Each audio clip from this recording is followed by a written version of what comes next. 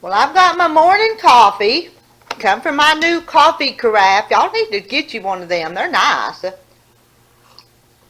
I made the pot of coffee and put it in there early this morning and turned off the automatic pot then. And I've got these frozen chocolate snickerdoodles that my sister and I made a video on. And I'm telling you, you dip that chocolate snickerdoodle in that coffee, when it's frozen, it's hard. And take a bite. That's just the goodest thing you can eat. And I shouldn't be having cookies for breakfast, but anyway. The other day, I was watching the local news out of Fort Smith, Arkansas, and they had just a really little short story on there about rolling blackouts this summer. And that sounds bad. I mean, there's a lot of bad things going on, and you're just going to have to work around them. But I've got a freezer that's got a lot of stuff in it, and if I lose that stuff in my freezer, it could be bad, and we could be hungry if we can't find it in the grocery store.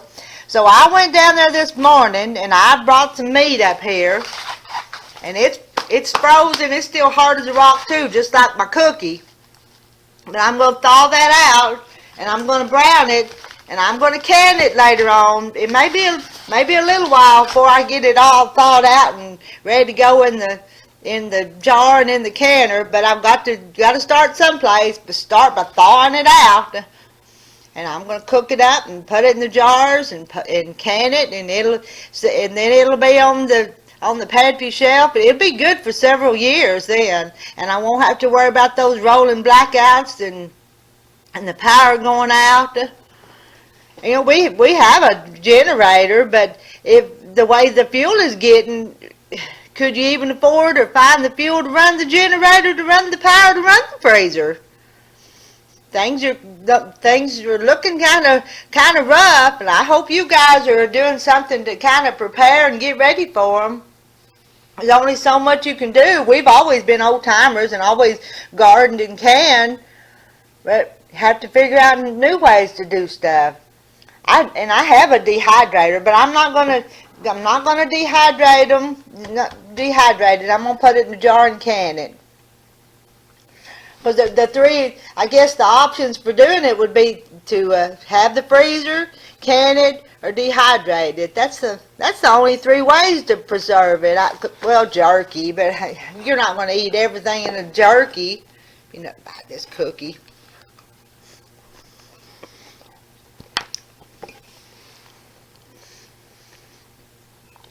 And I want to get to the post office today and mail the sow's apron to Junebug in Virginia. She was the apron winner.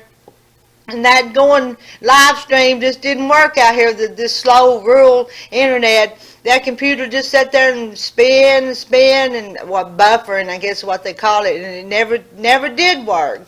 I'm not sure when I'll try that again. I gotta get off here, finish my coffee, make breakfast. I'm gonna set this over to the side someplace where it'll thaw out. Got round steak and hamburger meat. My canner will hold I think 18 pints. And I'll always get out my canner book and reread and recheck my times, because I don't rely on my memory to remember everything without looking it up and reading it exactly. If you can, you probably need to do the same thing too. Kind of go back and refresh your memory, because canning meat's not something I do all the time. I gotta get off here. I love y'all. Bye.